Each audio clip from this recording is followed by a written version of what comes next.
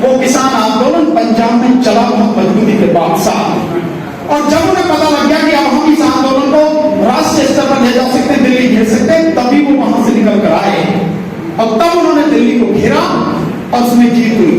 और 3 आंदोलन आपको बताता हूं, 2 तो बताइए, मेरे लाख 2 ही रह गए, बता के आपको कपिल साहब। एक सीएएनआरसी का आंदोलन, सीएएनआरसी के आंदोलन में सरकार ने खूब कोशिश कर ली, कानून पास भी कर लिए, लेकिन सरकार में अभी तक हिम्मत नहीं है कि उन कानूनों को लागू कर दे।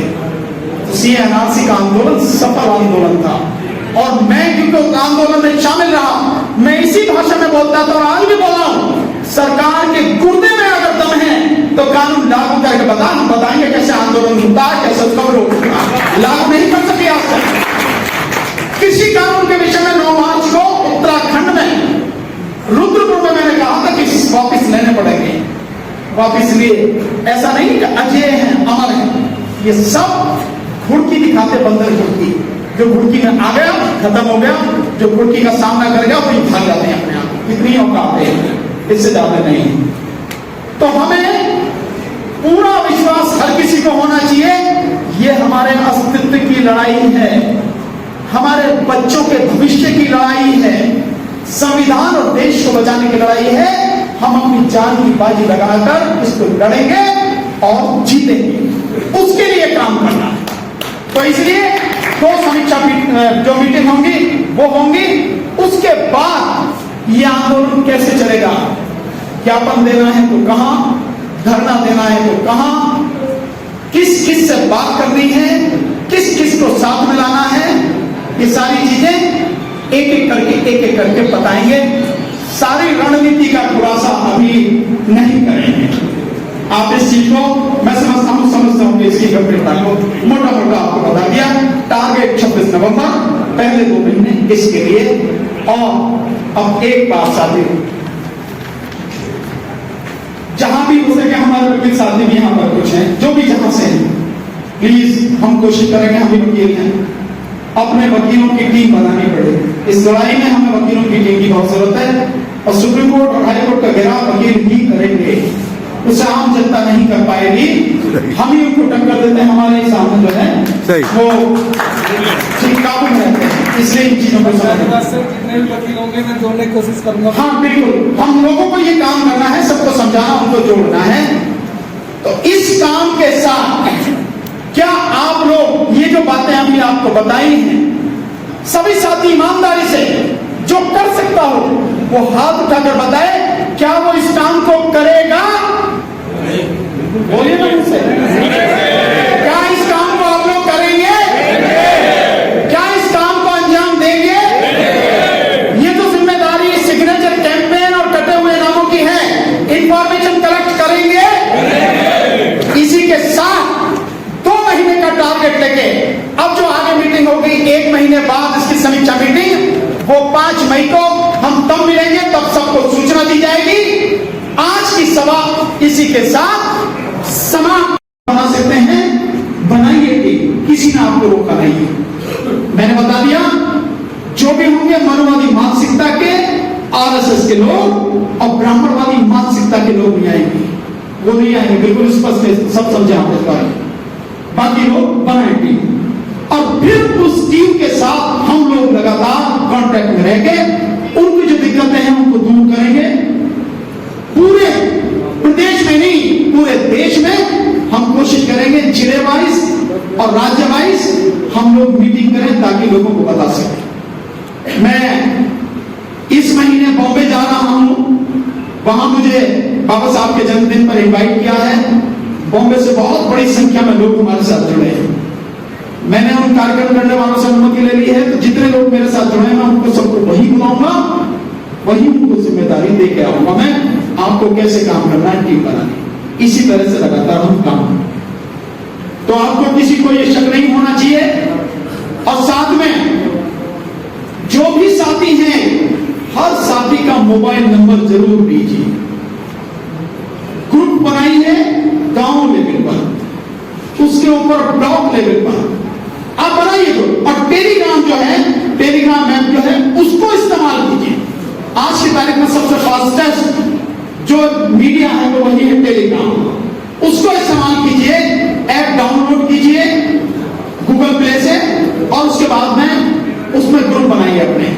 तो ब्लॉक लेवल पर, उसके नीचे गांव हो गया, फिर तहसील लेवल, विधानसभा और फिर जिले लेवल पर जिले के जितने भी साथी, हर साथी को बताइए, समझाइए अगर ईवीएम रही तो बीजेपी को आप नहीं हटा सकते, और बीजेपी रहेगी तो ना तो रोजगार बचेगा, ना शिक्षा बचेगी, ना अस्पताल, डॉक्टर और दवाई बचेगी। कल ही 800 दवाइयों के दाम महंगे हो गए हैं, एंटीबायोटिक भी जिनमें शामिल है, और सिलेंडर के भी दाम बढ़ रहे हैं, हर चीज के दाम लगातार आप इस चीज को समझ रहे हैं। कुछ बचेगा नहीं, सब कुछ प्राइवेट के हाथ में जाएगा।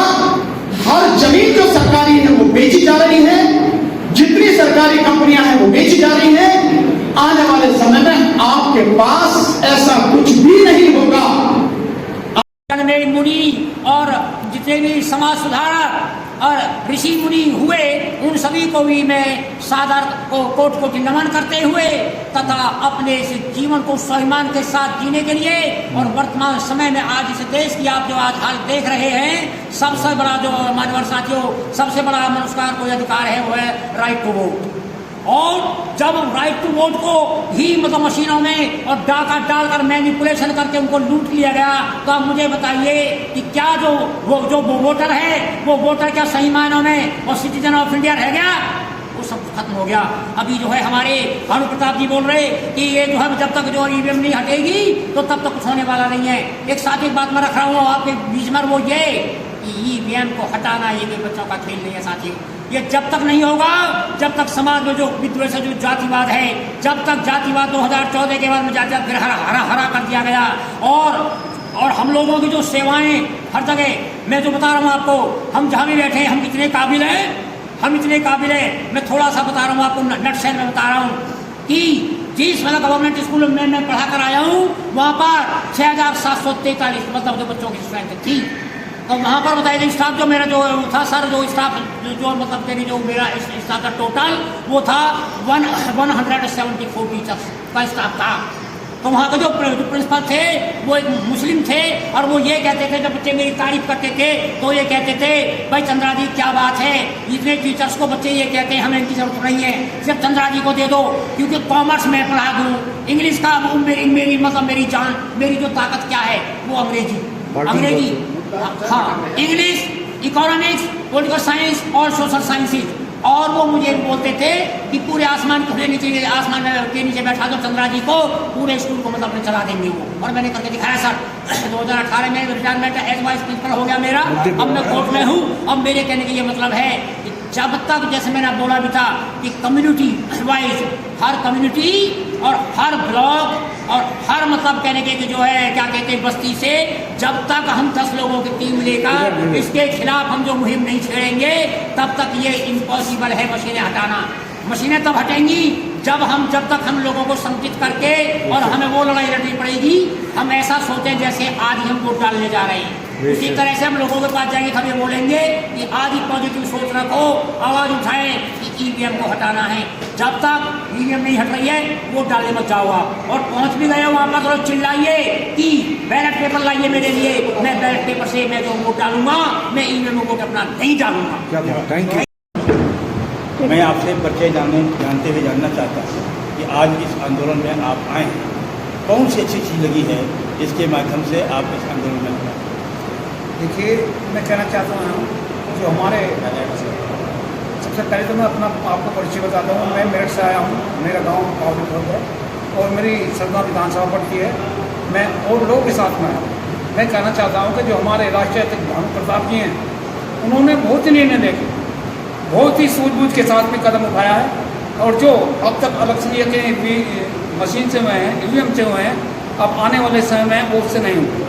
हम जो हमारे भानु प्रताप जी, उन्होंने हमें दिशा निर्देश दिए हैं। हम गांव-गांव जाएंगे, अपनी मीटिंग बैठाएंगे और सभी लोगों को एक जल सैलाब ऐसा होगा इस जन शक्ति की पार्टी की तरफ से। हमारे भानु प्रताप जी ने हमें आदेश दिया है, दिशा निर्देश दिया है कि एक दिन जो ये ईवीएम में घपला करना चाहते हैं जो अपनी तानाशाही से ज़बरदस्ती से अपना रोग बनाना चाहते हैं, एक दिन वो आएगा कि हम सभी को नष्ट कर देंगे और एक सच्चाई की तरह सभी लोग चलेंगे जिस तरह से हमें बाबा साहब ने अधिकार दिया है। एक दिन वो आने वाला है। कि आप इस आंदोलन से कैसे हटाएंगे? मेरा नाम मनोज प्रधान, जिलाध्यक्ष मेरठ राष्ट्रीय जनता संघर्ष पार्टी है। सर, मैं आज दिल्ली अम्बेडकर भवन में आया हूँ और माननीय एडवोकेट भानु प्रताप सिंह जी के आह्वान पर इस देश में ईवीएम से कोई भी चुनाव अब हम नहीं होने देंगे और इसके लिए हमें चाहे कुछ भी करना पड़े। हमारे अध्यक्ष जी ने हमें आज आदेश कर दिया कि ईवीएम बंद कराने के लिए तन मन धन जो भी चाहिए सब कुछ लगा दो, मगर इस देश से ईवीएम मशीन उखाड़ फेंक दो। अगर आप इस ईवीएम मशीन को उखाड़ फेंक देंगे तो आपके आने वाले बच्चों का भविष्य सही रहेगा, आपकी जनरेशन सही रहेगी, ना तो सब कुछ बर्बाद हो जाएगा, तबाह हो जाएगा, कुछ नहीं। सभी को मेरा सबसे पहले आप सभी को मेरा क्रांतिकारी जय भीम नमो बुद्धाय। मेरा नाम चंद्रा सिंह एडवोकेट, मैं हाई कोर्ट में एडवोकेट हूँ और डायरेक्टर ऑफ एजुकेशन में भी मैं 30 साल जॉब करके आया हूँ। मिनिस्टर ऑफ कॉमर्स में भी 8 साल जॉब करके आया हूँ। इस उम्र में मैं जो वकालत कर रहा हूँ, आई एम प्रैक्टिसिंग लॉयर। मेरा सबसे पहले आप लोगों के सामने एक ही बात कहना है साथियों, वो ये कि 11 बजे से अब क्या टाइम हो रहा है, सभी लोगों ने अपने सुझाव दिए, सजेशन दिए, उसमें से एक सजेशन मेरा भी है और वो सजेशन क्या है? वो सजेशन है मेरा कि हम लोग जहां भी रहते हैं उन लोकेलिटी, उन कॉलोनी, उन कम्युनिटी सेंटर्स में से सिर्फ 10 आदमी की टीम बनाई जाए और 10 लोगों की टीम बनाकर हम अपने लोगों में जहां भी हम रह रहे हैं उसमें 6743 लोगों के बीच में जो आज हमारा समाज पिछड़े वक्त में लगेगी और अनगिनत सालों से और जो बांट रखा है लोगों को मिला रखा है, करना ये होगा 6743 जातियों के बीच में 6743 जाति इस देश में इसको कहते जाता सिर्फ जाटो कम्युनिटी है जो बाबा साहेब अम्बेडकर के परम पूज्य बाबा साहेब अम्बेडकर के संविधान को बचाने की लड़ाई लड़ते हैं, मरने और सिर कटाने तैयार रहते हैं। लेकिन नॉन जाटों को मैंने देखा है बातें लंबी लंबी करते हैं, लेकिन उनका क्या सिद्धांत बना हुआ है मैं भी आपके सामने रख रहा हूँ कि जान नहीं सकते। अगर आप थोड़ा तसल्ली कर सकें 4-6 मिनट, तो मैं वो चीज़ें बताना चाह रहा हूँ जो बुनियाद में है इसकी। ईवीएम की बातें तो चल रही हैं, लेकिन ईवीएम के हटाने मार्ग से हमारी समस्या हल नहीं हो सकती। क्या क्या है हमें वो भी सोचना पड़ेगा और आंदोलन को मजबूत बनाने के लिए उसकी बैकग्राउंड मजबूत होनी चाहिए। बैकग्राउंड मजबूत नहीं होगी तो कभी आंदोलन सफल नहीं हो सकते।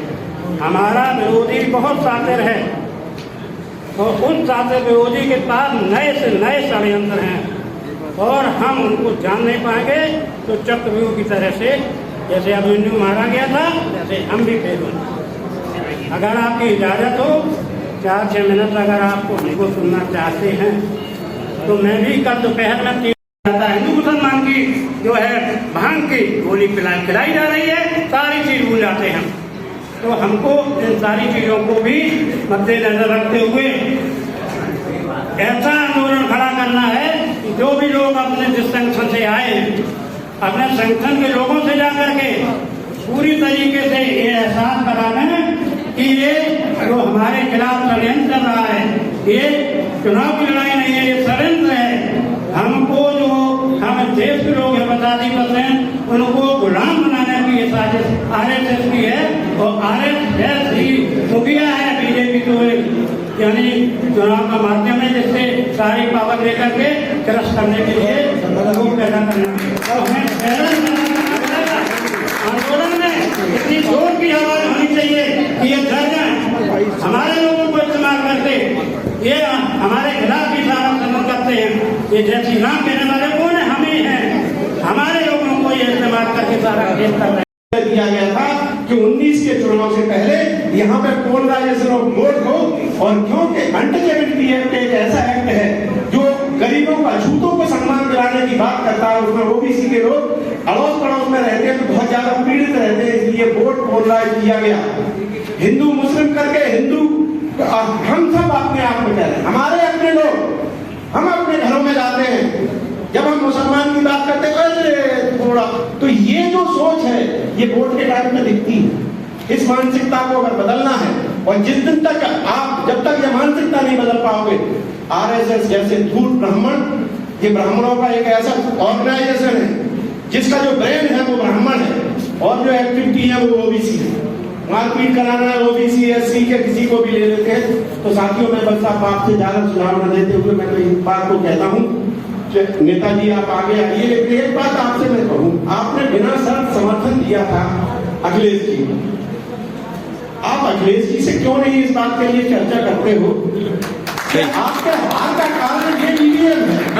आप हर डिस्ट्रिक्ट में, हर ब्लॉक में अपने कार्यकर्ता का आह्वान करिए कि इस ईवीएम को जलाने का हम संकल्प लेते हैं। और अगर अखिलेश जी यहाँ करते हैं, आरजेडी के लोग वहां जैसे जो लोग अपोजिशन में हैं वो भी इस ईवीएम से पीड़ित हैं, लेकिन सिर्फ शेड्यूल कास्ट के लोग तो पीड़ित नहीं है। इस आंदोलन को एक तो शेड्यूल कास्ट का आंदोलन न बनाया जाए, इस आंदोलन को रिजर्वेशन का आंदोलन न बनाया जाए। अगर ये हार हुई है तो भारत के संविधान के प्रति आस्था रखने वाले उस इस्लाम के लोगों की भी हुई है, माइनॉरिटी की, और ओबीसी की भी हुई है, और उस किसान मजदूर की भी हुई है, कोई ठाकुर ब्राह्मण बनिया की भी हुई है, जो गरीब होते हुए और सत्ता में अपने आप को सुरक्षित रखना चाहता है, उस सैनिक की भी हुई है जो आज सेना में भर्ती होकर पुलिस प्रशासन, सभी का तो अपमान हुआ है, सभी के तो अधिकार को छीना गया है। इसलिए इस आंदोलन के लिए मैं अध्यक्ष से एक बार जरूर निवेदन करूंगा कि इसे सार्वजनिक आंदोलन बनाया जाना चाहिए। इसे न किसी धर्म से जोड़ा जाना चाहिए, न किसी जाति से जोड़ना चाहिए, न किसी क्षेत्र से जोड़ना चाहिए। इस आंदोलन को और ज्यादा सार्वजनिक कैसे बना सकते हो, इसके लिए भानुप्रताप सिंह जी से हम निवेदन करेंगे कि वो राष्ट्रीय पार्टियां जितनी भी हैं उन सभी पार्टी के मुनायब भगवानों से पत्र लिखें, उनका सहयोग दें और इस आंदोलन को देशव्यापी आंदोलन बनाएं। सफलताएं आपके चरण जरूर चूमेंगी, बशर्ते आपका आंदोलन सार्वजनिक हो जाएगा, जमीन होगा। इस मीटिंग में यकीनन मैं सुझाव देने के लिए आया, और गाजीपुर जनपद से इसलिए आया, जो आप सबों को मालूम है गाजीपुर आपके इलाके में था, और दूसरा गाजीपुर से जाना जाता है मुख्तार अंसारी का गाजी। जब उसे इसलिए नाम नहीं जाना जाता है कि डॉक्टर मुख्तार अहमद अंसारी जिन्होंने देश की आज़ादी के लिए जो कुर्बानियां दी थी उसके नाम से नहीं जाना जाता।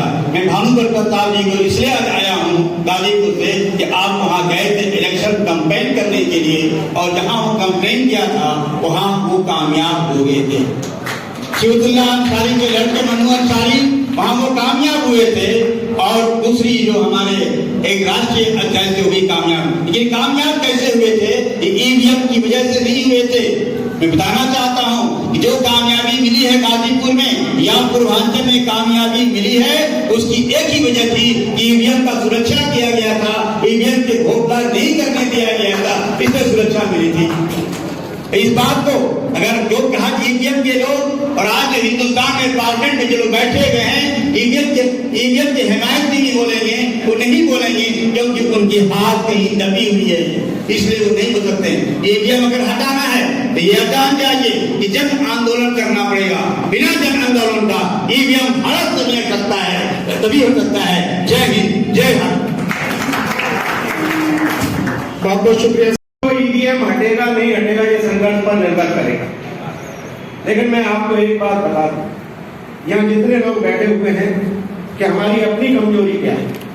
हमारी सबसे बड़ी कमजोरी है इस देश में जो जहर बोया जाता है आरएसएस के द्वारा बड़े प्लान तरीके से, उस पर ज्यादा डिबेट अगर मैं यहाँ करूंगा तो आपका सच में बहुत समय लग जाएगा।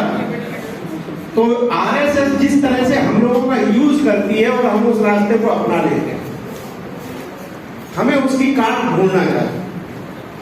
हम जातिवाद को मिटा नहीं सकते, इन्होंने जो घृणा फैला की है उसको भी नहीं मिटा सकते, लेकिन एक काम तो कर सकते हैं, हम आपस में एक दूसरे के साथ घृणा फैलाना बंद करें। और ये संकल्प लें आज यहाँ से कि हम जो अछूत कही जाने वाली जातियां आपस में एक दूसरे से जो घृणा करती हैं, एक दूसरे को ऊंचा नीचा करती हैं, ये बहुजन का सबसे बड़ा आंदोलन होना चाहिए कि हम ब्राह्मणवादी व्यवस्था प्रथा के तहत तिलांजलि देते हैं। अब न हम में कोई छुआछूत होगी और न कोई ऊंच नीच होगा। हम उनके साथ रोटी और खान पान का पूरा एक दूसरे के साथ मिलकर संकल्प लेते हैं।